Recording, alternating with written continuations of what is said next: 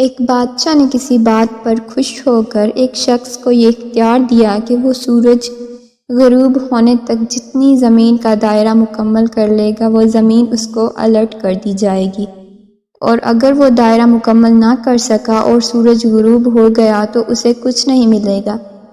یہ سن کر وہ شخص چل پڑا۔ چلتے چلتے ظہر ہو گئی تو اسے خیال آیا کہ اب واپسی کا چکر شروع کر دینا چاہیے، مگر پھر لالچ نے غلبہ پا لیا اور سوچا کہ تھوڑا سا اور آگے سے چکر کاٹ لوں۔ پھر واپسی کا خیال آیا تو سامنے کے خوبصورت پہاڑ کو دیکھ کر اس نے سوچا اس کو بھی اپنی جاگیر میں شامل کر لینا چاہیے۔ الغرض واپسی کا سفر کافی دیر سے شروع کیا گیا۔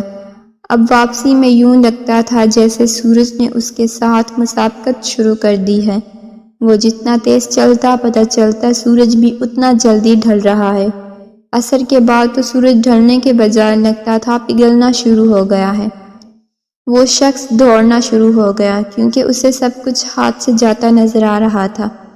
اب وہ اپنی لالچ کو کوس رہا تھا مگر بہت دیر ہو چکی تھی۔ دوڑتے دوڑتے اس کا سینہ درد سے پھٹا جا رہا تھا، مگر وہ تھا کہ بس دوڑے جا رہا تھا۔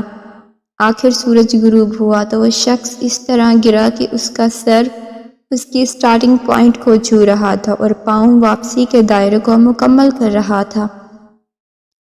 یوں اس کی لاش نے دائرہ مکمل کر دیا۔